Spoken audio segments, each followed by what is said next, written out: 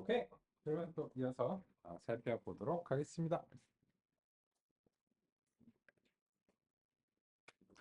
여기서 이제 그 몇 가지 이제 논의사항들 이제 주셨는데요. 첫 번째로는 케라스 3번 이상에서 지금과 같은 파이프체에 대한 추상합단을 제공한다는 점을 이제 그 강조를 드리고 싶습니다. 즉 이제 무슨 말인가 하면 이게 이제 그 나온 지 얼마 안 됐어요. 2023년도에 말에 나왔기 때문에 교재에서도 잘 소개가 안 되고 있고 인터넷에서도 잘 소개가 되고 챗GPT한테 물어보시면 지금 이 코드를 챗GPT한테 물어보시면 잘못된 코드라고 그럴 수 있어요. 문제는 챗GPT가 이제 해당 문서에 대한 경험이 많이 없어요. 그래서 챗GPT도 잘 몰라요. 지금. 그러니까 이게 사람들이 막 논의를 많이 하고 막 많이 쓰고 막 이런 기록들이 이제 있어야지 챗GPT가 나오는데 근데 그 파이토치가 상당히 이제 불편하기 때문에 제 생각에는 어 그 저 같은 경우에는 주요하게 이제 텐서플로우 기반으로 사용해 왔고 또 이제 필요에 따라서 뭐 파이토치를 이제 써오기는 했는데 근데 이제 그 2023년 말쯤에 이제 테스트 3분을 하면서 지금 텐서플로우가 설치가 안 되어 있으시잖아요. 근데 첫 번째 그래서 편의가 이제 있고요. 두 번째 논의사항 뭐냐면 우리 이제 이걸 하는데 GPU 가복을 보통 그 딥러닝에서 하고 싶잖아요. 근데 결론을 말씀드리면 아무것도 안 하고 기본적으로 지금 GPU에 들어가고 있습니다. 그걸 한번 확인해 볼게요. 어떻게 하시냐면 여기서 이게 그 잘 돌아가는데 이 일부러 모델을 그 연산 장치를 CPU로 옮겨 볼게요. 이렇게 투 CPU 이렇게 하시면 연산 장치를 CPU로 옮길 수 있어요. 근데 이 코드를 하시면 일단 오류가 있을 거예요. 왜 그런지 오류가 나는지 왜 그런지에 대해서 제가 소개를 드릴게요. 이걸 하시고 일단 오류를 내보겠습니다. 오류를 이제 냈어요. 그러면 지금 이 모델 2 CPU 자체에서 오류가 모델 피치를 하는 오류가 사실 알수 있어요. 그죠? 그렇고 이제 이 아래쪽에서 이제 내려보시면 이제 같이 이제 이 오류에 대해서 분석을 이제 해보겠습니다. 이게 왜 오류가 났는가 보시면 여기서 제가 그 발번역으로 좀 소개를 드릴게요. 이게 모든 텐서들은 같은 장치에 존재해야 됩니다. 라고 하는데 지금 두 개의 서로 다른 장치가 탐지되었습니다. 쿠다라는 장치에 있는 것도 있고 CPU라고 하는 장치에 있는 것도 있습니다. 그 말이 무슨 말이냐면 우리의 모델의 계산 그래프는 CPU로 갔는데 우리의 데이터들은 기본적으로 지금 쿠다에 올라간 거예요. 그래서 이제 이 무슨 말인가 하면은 위에서 맨 처음에 하셨던 걸로 이제 돌아가 볼게요. 여기서 보시면 이 모델 공장을 이제 만들고 이렇게 했는데 이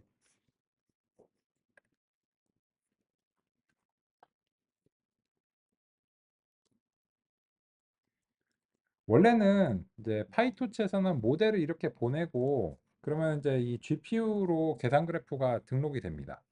그리고 나서는 여기서 뭘 해주셔야 되냐면 X 배치랑 Y 배치들을 다 이렇게 그 GPU로 보내주는 걸 직접 하셔야 돼요. 그러니까 이세 개를 다 직접 관리해야 돼요. X도 Y도 모델도 모두 동일한 장치에 있는 거를 우리가 보장해요. 이거를 이제 직접 관리하셔야 돼요. 그래서 이렇게 하면은 이 모델이 그 GPU에서 이제 동작하거나 또는 CPU에서 동작하도록 이제 할 수 있는데 그 파이토치에서는 기본적으로 이런 작업을 수행하지 않으면 기본적으로는 CPU에서 그냥 그런데 이제 케라스에서는 좀 반대. 케라스에서는 그 이거를 명시적으로 이제 내려와서 바꿔볼게요. 모델 2 CPU를 모델 2 쿠다로 바꿔보실게요. 이거를 하시면 예전과 마찬가지로 다시 정상적으로 동작이 되는 것을 확인할 수 있어요. 그렇다면 이건 무슨 뜻이냐면 모델은 이미 쿠다에 등록이 된 거예요. 우리가 이걸 안 했어. 그래서 이 케라스에서는 GPU 장치가 있으면 기본적으로 그냥 GPU 장치에서 돌아가고 우리가 특별하게 설정 안 해도 GPU 장치에서 기본적으로 돌아가기 때문에 굳이 이걸 해주실 필요가 없어요.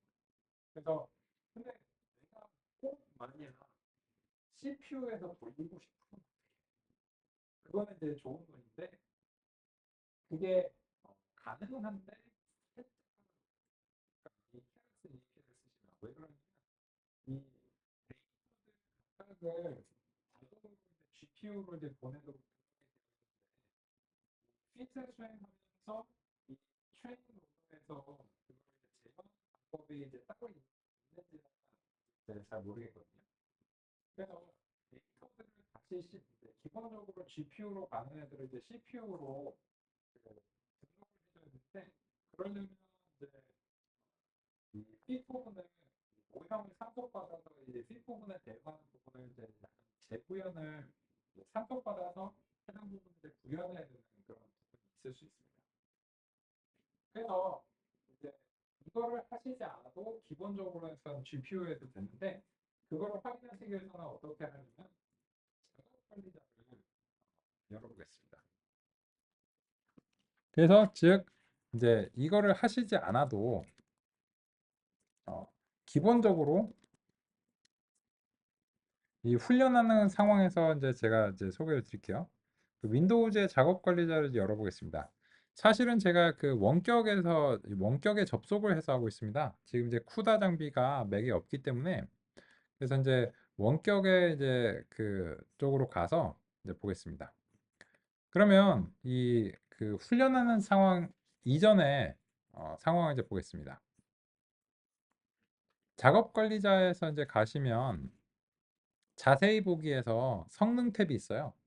성능 탭에 보시면 CPU가 이제 GPU가 있는데 여기서 이제 GPU가 지금 전혀 활용이 안 되고 있다는 사실을 알 수 있습니다. 로드가 낮죠.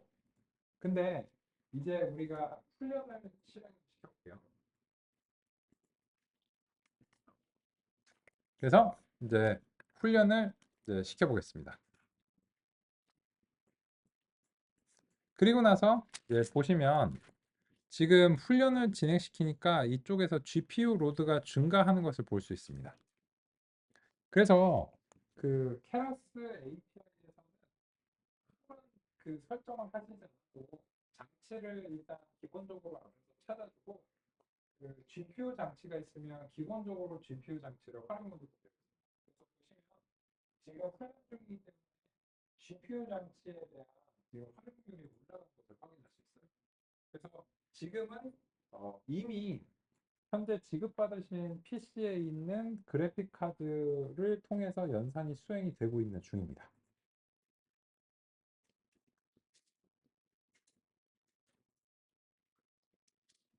그래서 이제 그런 점에서도 또 한번 그 케라스 API를 사용하시면 이제 편리하다라고 하는 점을 이제 우리가 납득할 수 있다고 생각합니다.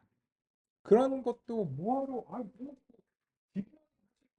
뭐 GPU 쓰시는 게 당연한데 뭐 그걸 해서 왜 약간 이런 느낌이죠, 그죠? 얘기를 뒷면에 지금 쓰는 이런 거기 굳이 이제 지정 안 해주셔도 되고 그래서 그거를 이제 명시적으로 이제 알기 위해서는 이제 이렇게 그 CPU로 장치를 한번 바꿔보시면 이제 바로 이제 알 수 있습니다. 그래서 이제 지금 훈련이 끝났는데 훈련이 끝나니까 여기서 GPU 지금 활용률이 조금 이게 이거 훈련 이렇게 보입니다.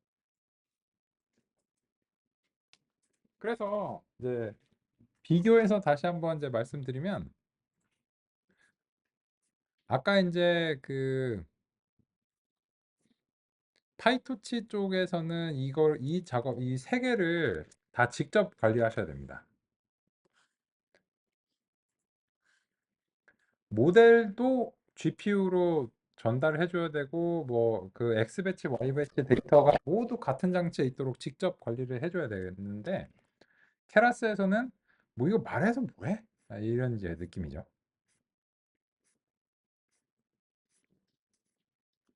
그런데 그 현재로서는 이게 이상적이지는 않을 수 있어요. 왜 그런가 하면 여기서 이제 보시면 이게 상당히 오래 걸립니다. 그죠? 사실 텐서플로우에서도 비슷한 이제 이거보다는 조금 더 빠른데 텐서플로우 근데 이 CPU를 쓰는 게 오히려 더 빠른 경우가 있어요. 지금의 경우가 좀 그런 경우입니다. 그래서 왜 그러냐면 GPU 장치로 가려면 어떤 일이 일어나냐면 이런 일이 일어납니다. 이게 현재 이제 트레인 로더가 X 배치랑 Y 배치들을 생성하잖아요. 생성하는데 이 트레인 로더가 그 원래 CPU에 있어요. 그런데 X 배치랑 Y 배치를 생성하고 얘가 이제 그 쿠다를 지정을 합니다. 그러면 이제 to 쿠다를 하면 어떤 일이 일어나냐면 이 CPU 쪽에 등록되어 있는 트레인 로더가 이 GPU 쪽에다가 데이터를 실어줍니다. 근데 그 과정에서 복사가 일어나게 됩니다. 근데 이 복사가 일어나는데 그 이 복사가 일어나는 비용이 비쌉니다. 그 실제로 연산 비용에 비해서 복사 비용이 굉장히 비싸거든요. 그래서 IO 쪽에 이제 병목이 생기고 있는 상황입니다. 그래서 지금 정도의 데이터들을 오히려 CPU에서 연산하는 게 그냥 IO의 비용을 줄여서 이제 연산 자체는 GPU가 더 빠른 건 사실이거든요. 연산 자체는 GPU가 더 빠른데 지금 현재 대부분의 비용은 복사 과정 중에 6만 개를 복사하는 과정에 대해서 그 시간이 많이 소요가 되기 때문에 이런 경우에는 GPU의 이익이 이제 없는 정확하게 말하면 GPU는 연산을 지금 기다리고 있는 거예요. 저 이렇게 주고 있는 거예요. 상대적으로. 그러면 언제 GPU의 혜택을 많이 볼 수 있냐면 이 복사 비용을 지불하고도 남을 정도로 연산이 오래 걸리는 경우에 이거를 이 비용을 지불할 만한 가치가 있는 거예요.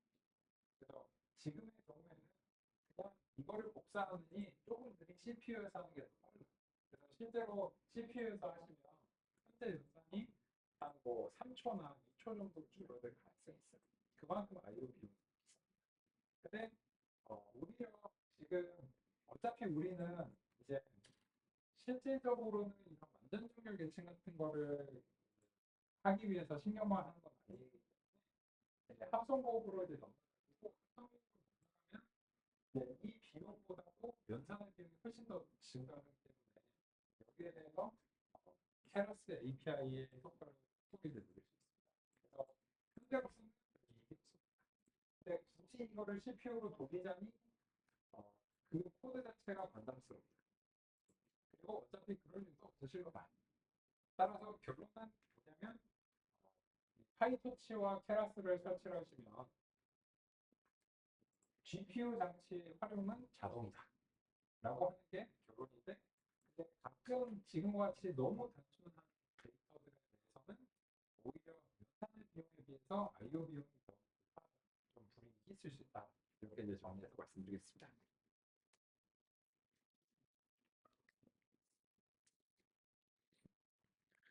그러면 이제 우리는 그 이거를 이제 개선을 하고 싶습니다. 이제 이걸 아무리 해도 이제 개선이 지금 안 되는 상황이잖아요. 그죠? 그래서 이제 우리는 합성곱 계층을 왜 도입해야 되는가? 라고 하는 논의로 가보도록 하겠습니다.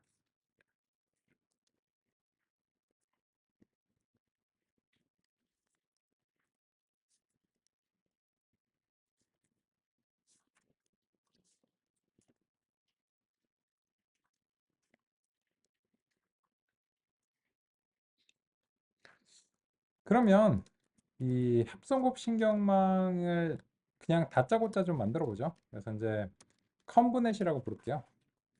합성곱 신경망을 CNN이라고 그 종종 부르는데 CNN은 케이블 뉴스 네트워크의 약자잖아요. 그죠? 그래서 이 컨볼루셔널 뉴럴 네트워크인데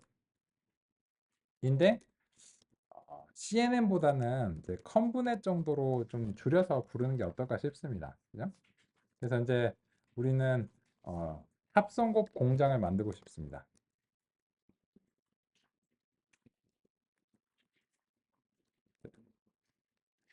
여기 이제 합성곡 공장을 이제 하고요. 만드는 방법은 아까랑 이제 비슷하게 이제 만들어 보겠습니다. 예, 모델에서 이제 케라스 시퀀셜로 이렇게 시작하고 리턴해 주는 거 종종 깜빡하기 때문에 이렇게 먼저 이제 틀을 잡아주고 여기서 이제 해볼게요. 그리고 이제 입력의 형태는 우리가 그 파이토치 쪽에서 전달해주는 그 로더에 의해서 전달이 이제 되기 때문에 애초에 이제 이런 형태로 이제 되어 있으니까 이건 똑같아요. 그래서 이제 요거는 이제 동일하게 해주시면 되는데 그러면 이제 여기서 그 이제 합성곱 계층들을 추가를 해보겠습니다.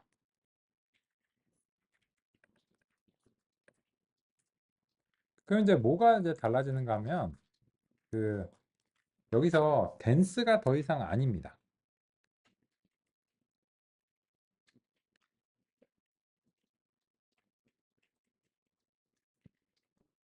그래서 컨볼루션 2D라고 하는 이제 계층으로 이제 바뀌고요. 이거는 여전히 이제 출력의 개수이기는 합니다. 근데 이제 추가적으로 이제 커널이라고 하는 이제 커널 사이즈가 이제는 예전에는 완전 연결 계층은 요 커널 사이즈가 좀 다르고요. 그래서 이제 이 커널 사이즈라고 하는 것을 우리가 이제 특정하게 설정하고 있습니다.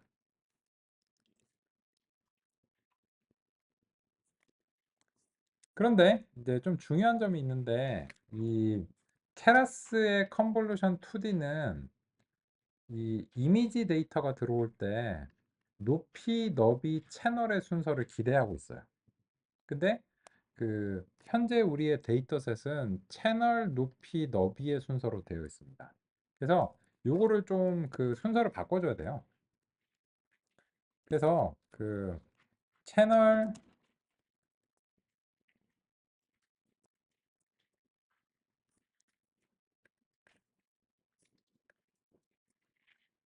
채널 높이를 이렇게 이제 바꿔줘야 되는데 여기서 이제 그 퍼뮤테이션이라고 하는 것을 통해서 그 축의 순서를 그 우리가 지정하는 게 가능합니다.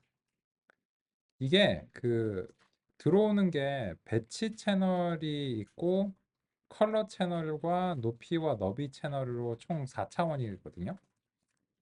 근데 얘가 이제 0축, 1축, 2축, 3번이에요. 근데 이 퍼뮤테이션이라고 하는 것을 통해서 이 우리가 이제 이 축의 순서를 2번 축과 3번 축을 두 번째 순서로 하고 1번 축을 여기에 두겠다. 이렇게 하면 이제 이런 식으로 이제 바뀌는데요. 이게 이제 0번 축은 그냥 그대로 두고 2번하고 3번을 먼저 위치시킨 다음에 1번 축의 값을 이렇게 이걸로 바꾸겠다. 이게 퍼뮤테이션이라고 하는 것의 현재 이제 API의 활용입니다.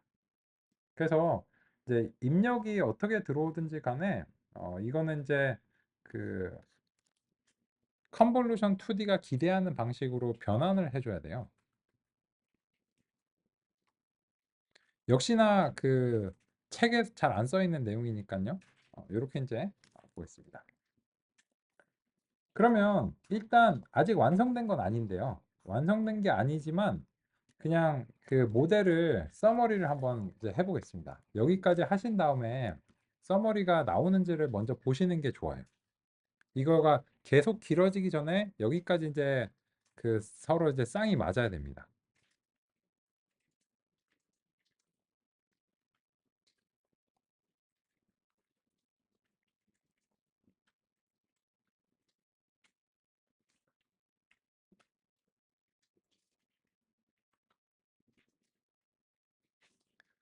그러면 아직 완성된 게 아닌데 이렇게 보시겠습니다. 보시면 이제 그 퍼뮤테이션을 통해서 28 by 28 by 1의 형식으로 바뀐 걸 확인할 수 있죠. 그죠? 이거는 그냥 데이터를 가공하는 계층이기 때문에 매개 변수가 없습니다. 이거를 왜 이렇게 바꿔줬냐면 컨볼루션 2D가 기대하는 형식이기 때문에 그렇습니다. 그래서 이제 이런 식으로 이제 바꾸면 우리의 이제 트레인 로더에서 이 모델한테 출력이 이제 가능하거든요. 그럼 아직 완성된 건 아닌데 이 우리 데이터를 한번 먹여 보겠습니다. 아웃풋에서 테스트 로더를 그냥 이렇게 집어넣어 볼게요. 이게 나와야 됩니다. 그래서 이제 출력이 나왔고 아웃풋 쉐입을 이제 같이 살펴보겠습니다.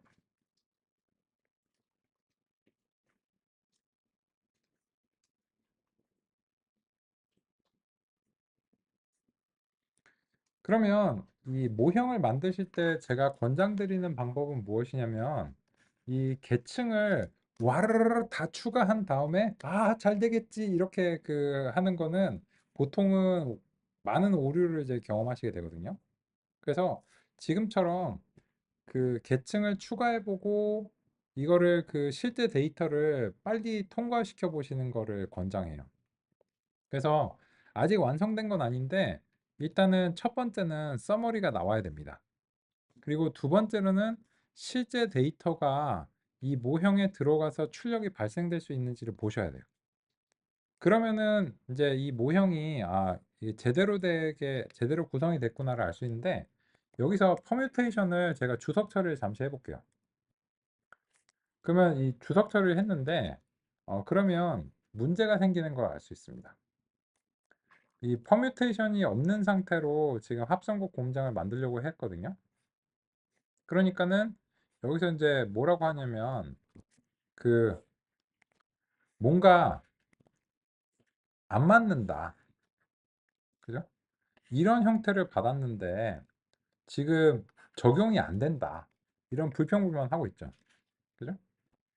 그래서 이거를 이제 훈련 단계로 가서야 아시면 안 되고 이미 만드는 상황에서 이게 현재 데이터를 처리할 수 있는지를 반드시 확인해 보셔야 돼요. 그래서 다시 퍼뮤테이션을 살려보고 훈련이 안 된 상태예요. 훈련이 안 된 상태고 아직 출력도 구성이 안 됐지만 어쨌든 여기까지 해서 아웃풋이 이제 나와야 됩니다. 그러면 아웃풋을 한번 확인해 보실까요?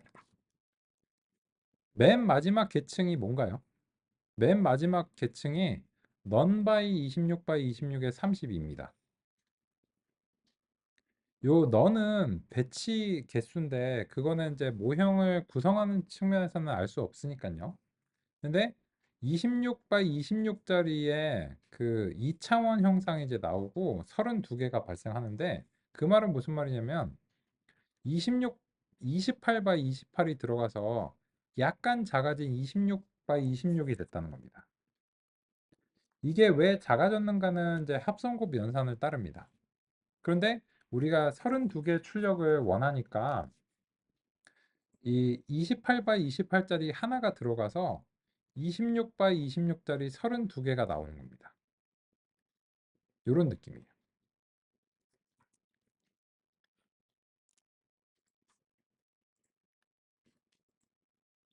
그래서 28 바이 28 바이 1이 들어갔고 이게 26 바이 26 바이 32가 나온 겁니다. 그러면 여기서 이제 보시면 요게 이제 테스트 데이터가 10,000개거든요. 그래서 이제 배치가 10,000개고 실제 26 바이 26에 32가 나온 것을 확인할 수 있어요. 그죠? 그래서 모형을 만드시면서 이미 훈련을 수행하기 전에 이게 내가 원하는 출력이 발생하고 실제 데이터가 들어갈 수 있는지를 지금처럼 확인하시는 게 바람직합니다.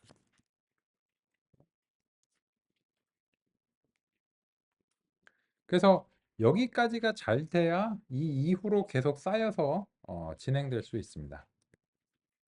그래서 제가 생각하기에는 지금 현재까지의 그 코드가 바람직하고 그래서 이제 다음을 이어나갈 수 있는 그런 코드다라고 생각합니다.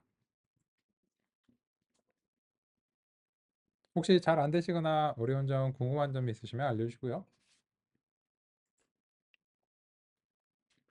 그러면 이제 우리가 완전 연결해서 이제 컨볼루션으로 이제 바꿨는데 그 마지막 출력층은 동일해야 됩니다. 왜 그런가에 대해서도 당연히 이제 소개를 드려야 되는데 같이 이제 보겠습니다. 일단은 출력층은 이제 모델에 애드를 해서 레이어즈에 이제 덴스로 이제 끝낼게요. 근데 덴스는 이렇게 끝나줘야 돼요. 이거는 이제 왜 그런가 하면 이제 그 0부터 9까지에 대해서 매핑이 이제 수행되는 것은 요거는 0부터 9라고 하는 숫자는 이게 0이 왜 티셔츠냐 9가 왜 부츠냐 아무 이유가 없는 임의적인 이제 표기입니다. 그래서 이런 임의적인 표기들하고는 합성곱 계층은 상관이 없기 때문에 이런 데서는 그냥 여전히 댄스를 사용하게 됩니다. 그러면 이렇게 해가지고 지금 이게 동작을 할지 한번 볼까요? 결론은 안 된다는데요.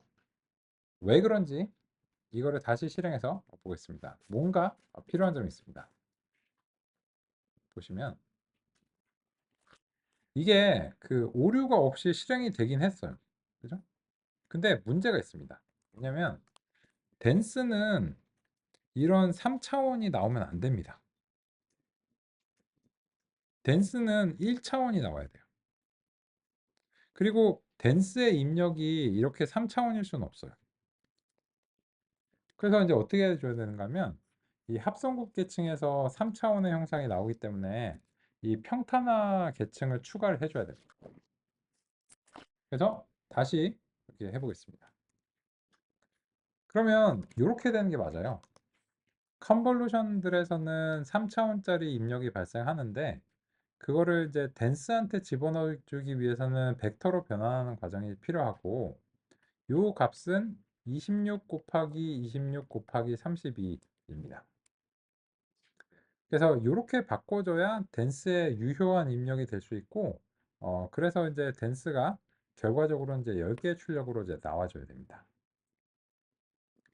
따라서 우리의 이제 아웃풋 자체를 실제로 획득했을 때 이렇게 나옵니다. 그러면 이 아웃풋이 지금 우리가 y 프리딕트로 이제 바꿔서 해보면 성능이 안 좋겠죠. 이게 좋을 리가 없잖아. 그죠?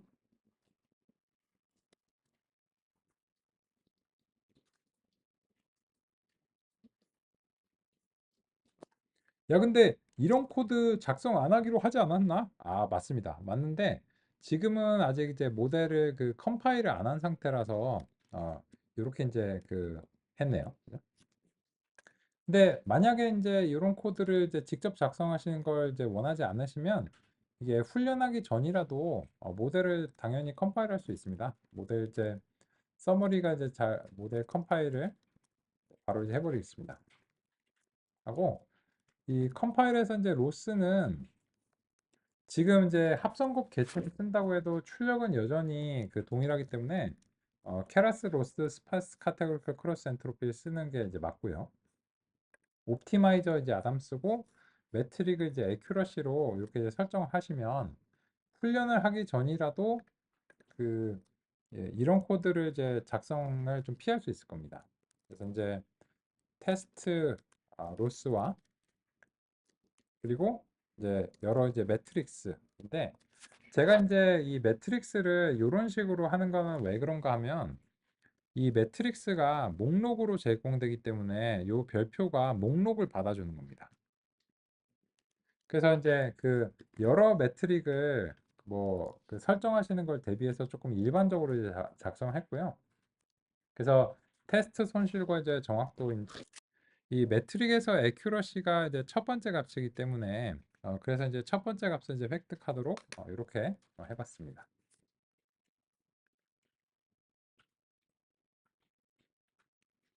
그러면 이제 보시면 아직 훈련하기 전이에요. 학습 전이죠. 음. 그래서 이제 그 학습 전, 학습하기 전에 그 테스트에 대한 손실과 정확도를 다음과 같이 이제 출력을 해보면 요거 이제 프린트문을 하나로 그냥 합치겠습니다.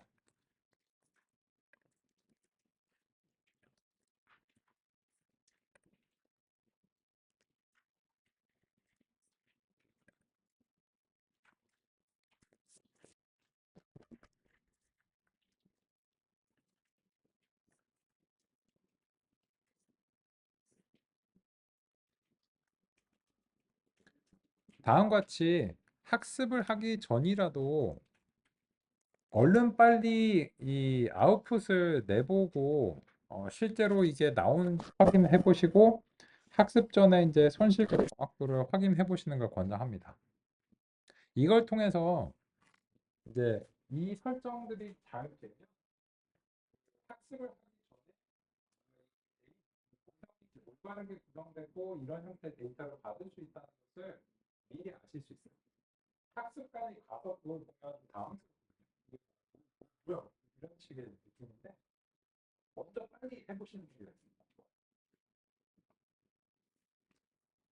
그러면 이렇게 되면 이제 우리의 데이터가 올바르고 우리의 데이터를 받을 수 있는 형태로 모델이 구성이 된다는 사실을 이제 먼저 알 수 있습니다.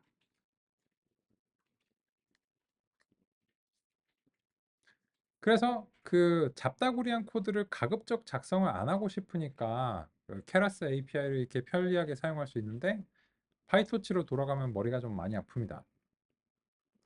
근데 이거 성능은 어떻게 생각하시나요? 기대하시는 바대로인데요. 학습 전이라서 손실은 높고요. 정확도는 그냥 찍어서 맞추는 확률이죠. 그냥 입력이 뭐든지 간에 그냥 찍으면 10% 언저리입니다. 그래서 다음 같은 성능을 보인다는 사실을 우리가 잘 이해를 했습니다. 그러면 어쨌든 이제 학습 전에 이제 이런데 우리가 이제 원하는 건 당연히 학습 후를 원하죠. 그죠? 그러면 이제 여기서 어떻게 하시면 될까요? 여기서 이제 이 모델 이밸류웨이트와 그리고 요 사이에 학습을 추가하시면 되는 거예요. 그죠? 이 사후 분석이 가능하도록 이 기록이 반환이 되도록 되어 있고요. 그래서 모델 fit train 로더를 이렇게 다음과 같이 예전처럼 설정하도록 하겠습니다. 그러면 이번에는 뭐가 달라지냐면 이번에는 합성곱 계층으로 처리하는 것이 달라졌지만 그 이후에 요 부분들은 그냥 맨날 똑같아요. 그죠? 그리고 지금 보시다시피 이제부터는 코드가 어려워서 성능을 못 내는 게 아닙니다.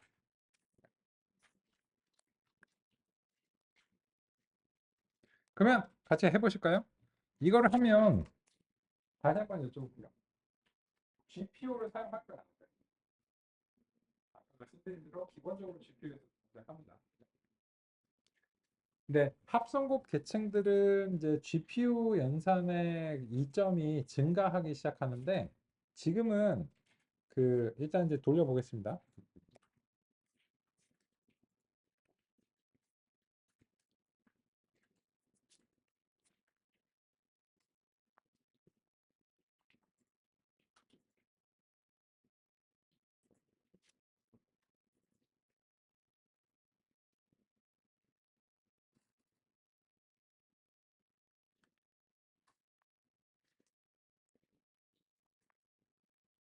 지금도 이제 GPU에서 이제 되고 있는 겁니다.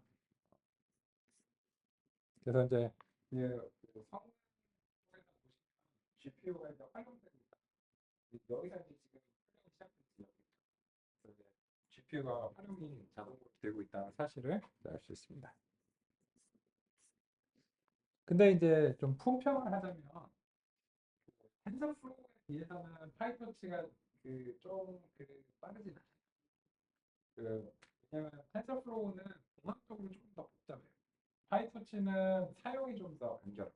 그래서 그 파이토치로 처음에 그 이제 개발을 하고 이제 모형이 이제 돌아가는데 얘는 좀 더 빠르게 좀 모형의 개발은 끝났고 그냥 훈련을 좀 더 빠르게 하고 싶어.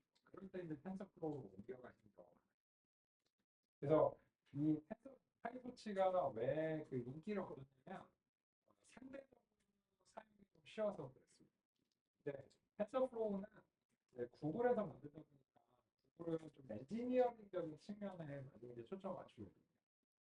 그래서 그 연산 성능적인 측면에서 솔직히 말해서 그 구글의 텐서플로우나 아니면 뭐 JAX나 이런 것들 훨씬 더 이거 그 사실 같은 코드를 돌렸을 때 그 텐서플로우에서는 GPU 활용 제 장비에서는 1초 정도 근데 이제 좀 많이 차이가 나는 편이에요. 똑같은 장비에서. 근데 야, 그 GPU를 썼는데 뭐 컨볼루션에서는 그 뭐 이익이 좀 있다며. 아, 지금 이 컨볼루션 계층이 하나도 없어요.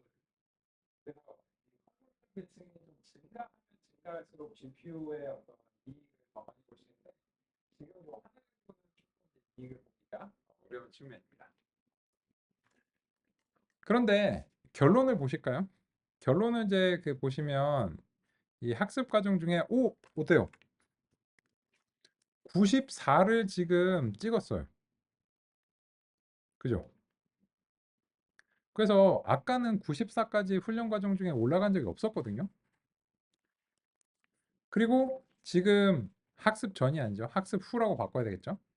정확도가 90%를 찍었어요. 즉 무슨 말인가요? 동일한 데이터인데 우리가 알고리즘을 바꾼 거죠. 알고리즘과 그 알고리즘의 구성을 바꾼 결과 성능이 드디어 이제 90점대로 이제 그래서 우리가 이제 여러 신경망을 막 지금 뭐 챗GPT나 이런 것들도 막 GPU를 엄청 사들이고 막 그러고 있잖아요. 그게 왜 그러냐면 이런 식으로 그 실험을 반복적으로 수행해요. 그 중에서 뭐가 좋을지 그래서 이제 여러 가지 다른 프로젝트를 무수하게 많이 실험하면서 그 중에서 좋은 걸 고르고 하는 과정이 있어야 되기 때문에 굉장히 이제 어떤 실험적인 접근이 많이 필요한 그런 이제 분야입니다. 그러면 이제 우리는 코드가 더 이상은 이제 어렵지 않은데요. 그죠? 여기에 대해서 그래프도 한번 그려보도록 하겠습니다. 이제 분석을 해야 되니까 이 보시면 그 케라스는 또 좋은 점이 뭐냐면 이 학습을 하고 난 다음에 그 결과를 히스토리라고 하는 곳에 반영이 되도록 자동으로 되어 있습니다. 그래서 이제 저 히스토리라고 하는 그 변수를 이제 접근해서 이제 보시면 케라스 콜백 히스토리 히스토리라고 하는 객체인데요. 여기서 이제 히스토리라고 하는 그 속성을 이제 뽑아 보시면 이 훈련 과정의 지표들이 여기 담겨 있어요. 근데 이거를 예쁘게 보기 위해서 이제 표 형식으로 좀 만들어 보겠습니다. 그래서 이제 펜다스 데이터 프레임으로 이거는 그냥 예쁘게 보기 위한 용도예요. 이렇게 볼 거고요. 얘를 이제 훈련 결과표라고 하겠습니다.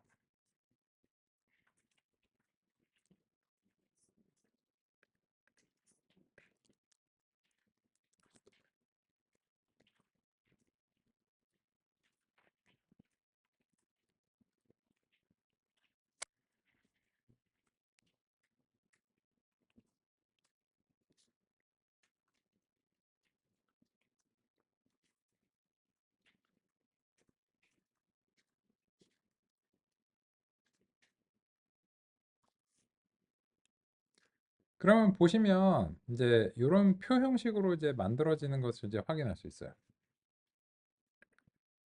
그래서 이제 에폭별로 이제 되어 있는데 이거를 이제 뭐 더 명시적으로 이제 하고 싶다라고 이제 하시면 이제 인덱스의 네임을 에폭으로 설정을 하시면 됩니다. 요거는 뭐 이렇게 이제 설정 원하시는 대로 꼭 뭐 영문으로 하실 필요는 없는데 그 그래프에서 한국어 글씨 한글 글씨체 설정이 안 돼 있으면 요 이제 글씨가 깨지거든요. 그래서 이제 그래프를 그리는 걸 이제 대비해서 이렇게 하고 그리고 이제 에폭이 이제 0번이 아니죠. 정확하게 말하면. 그래서 이제 훈련 결과표에 인덱스를 이제 플러스 1을 해가지고 첫 번째 에폭이 끝났을 때 정확도가 이제 84에 가까운 뭐 이런 건데 또 소수점이 너무 많으면 보기 좀 그래요. 그래서 이제 한 소수점 한 세 자리 정도로 이렇게 줄여가지고 반올림해서 보여주도록 하면은 더 좋을 것 같습니다.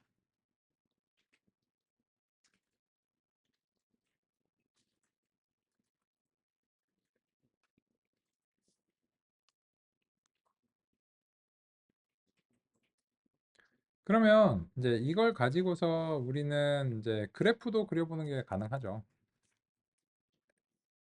그래서 이 아래쪽에서 이제 이 훈련 결과표에 대한 그래프를 좀 그려보도록 하겠습니다.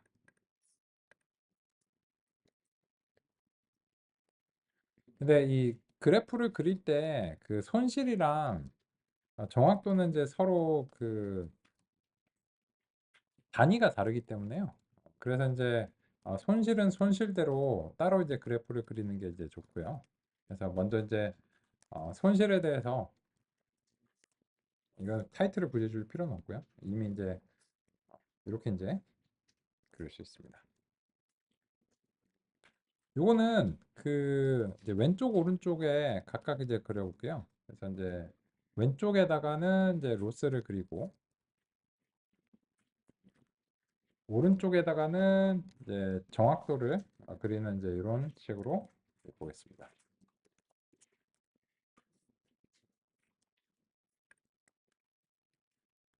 그리고 이제 그림에 이제 비례가 좀 맞도록 노력해 보겠습니다.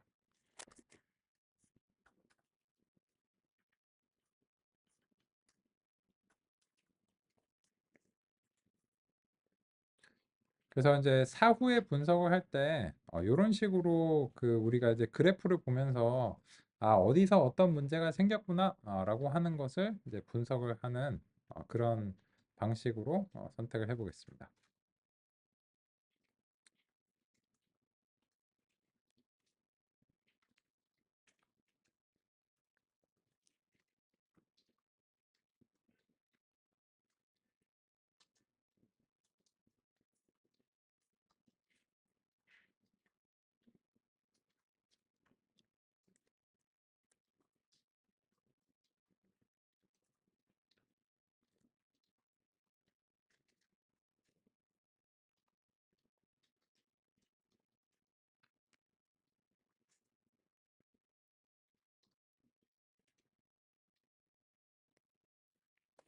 그죠?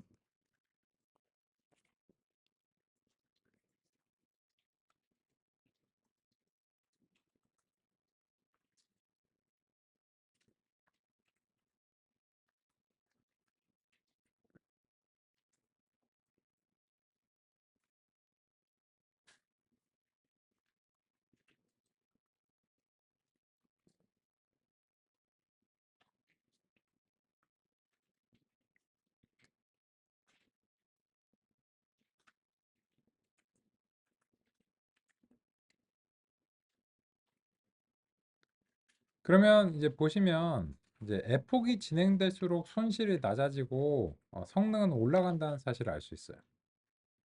아주 바람직한 거죠. 그런데 이제 문제가 뭐냐면 이제 이 마지막 지점에 성능이 94를 찍었는데 테스트에 대해서는 90밖에 못 했다는 거예요. 이거는 어떤 문제인가요? 과적합의 문제죠. 그죠? 그래서 이 과적합의 문제를 그 개선을 하기 위해서 어, 우리가 이제 노력을 해야 되고 또 어느 지점에서 이제 과적합이 발생했는지도 확인하는 게 필요합니다. 그러려면 어떻게 될까요? 그러려면 이제 테스트 데이터와는 별개로 검증 데이터가 필요합니다. 근데 먼저 이제 검증 데이터를 우리가 안 만들었기 때문에 일단은 그 그래프를 그려보기 위한 용도로 이 밸리데이션 데이터를 바람직하진 않은데 테스트 데이터로 먼저 설정을 해볼게요. 이거는 수정해야 됩니다. 왜냐면 검증 데이터를 테스트 데이터로 사용하는 건 바람직하지 않다는 건 잘 아시죠? 근데 이렇게 추가를 해서 일단은 그 과적합이 발생하는 그래프를 얻기 위해서 한번 이제 보겠습니다.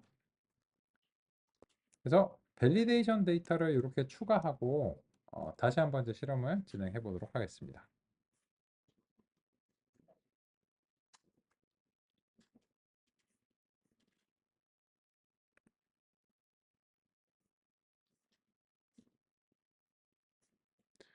그럼 이제 보시면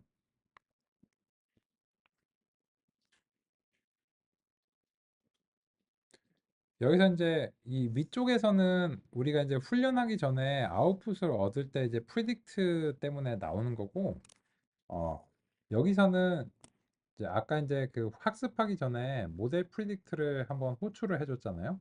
이게 제대로 들어가는지를 확인하기 위해서. 그래서 이제 그때 이제 그 나오는 거고, 요 아래쪽에서 에폭이 나오는 거는 이제 모델에 대해서 이제 fit을 호출했을 때 나오는 겁니다. 근데 보시면 이제 accuracy와 이제 loss는 원래 나오던 거예요. 원래 나오던 건데 추가적으로 그 validation accuracy와 validation loss가 어, 같이 제공된다는 사실을 알 수 있습니다. 그러면 이제 이걸 보면 우리가 이제 어떤 기대를 해야 되는지를 알 수 있죠. 뭐냐면 accuracy가 93에 가깝지만 validation은 아직 90을 달성을 못했어요. 이미 그 과적합이 발생한 거죠. 그래서 과적합이 발생한 지점을 보면 한 요쯤인 것 같아요. 이미 여기서는 그 accuracy가 이제 동일한 수준인데 그 이후로부터는 얘가 이제 혼자 올라가고 있잖아요. 빠이빠이 이렇게 혼자 올라가고 있습니다. 그래서 이미 이제 우리가 10번을 줬지만 거의 한 5번째 정도에서부터는 이미 두세 번이네요. 두세 번째부터 이미 과적합이 이제 발생했기 때문에 사실 이 10번이 전력과 시간의 낭비라는 사실을 알 수 있어요. 그러면 이제 훈련 결과표를 다시 한번 보겠습니다. 학습이 완료되고 난 다음에 보시면 아까 그 이미 상의 드린 대로 에폭 2번에서 이미 과적합이 발생을 해버렸어요. 그죠? 그 물론 이제 90으로 조금 올라가긴 했는데 과적합의 양상이 이제 시작된 시점이 저기고요. 근데 이 두 번째로 밸리데이션이 추가됐을 때 좀 주의할 시점이 있어요. 요 그래프를 그리실 때 로스를 두 개를 잡아 주셔야 되기 때문에 이 밸리데이션 로스라고 하는 것을 이제 추가를 해주고 열을 두 개씩 잡아줘야 됩니다. 에큐러시도 밸리데이션 에큐러시로 두 개씩 잡아서 플러스 해주시는 게 이제 필요해요. 명칭이 벨 에큐러시, 벨로스.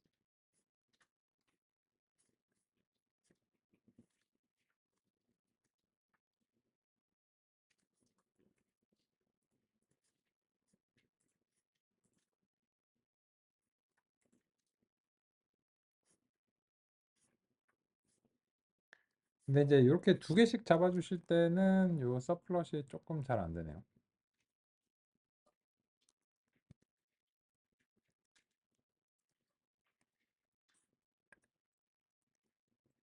그래서 이제 이거는 이제 그래프 객체를 조금 지정하겠습니다. 요거 이제 그 두 개씩 그릴 때는 아까보다는 조금 더 섬세한 처리가 필요해요. 그래서 이제 그 형성된 그래프 객체를 넘겨줘야지 그 제대로 이제 수행된다는 사실을 알 수 있습니다. 그러면 이제 그 보시면 다음과 같은 이제 곡선을 이제 얻었고 이미 이제 에폭 두 번째부터 과적합이 발생했기 때문에 그 이후로부터는 이제 전력과 시간의 낭비다라고 하는 사실을 우리가 납득할 수 있습니다. 그리고 이제 또 한 가지 문제는 이제 테스트 데이터를 검증 데이터로 생긴 문제인데요. 이 점은 우리가 트레이닝 데이터의 일부를 팩트에서 검색 데이터로 만드는 부분을 추가를 해보겠습니다. 오케이. 오전 시간은 여기까지 살펴보도록 하겠습니다.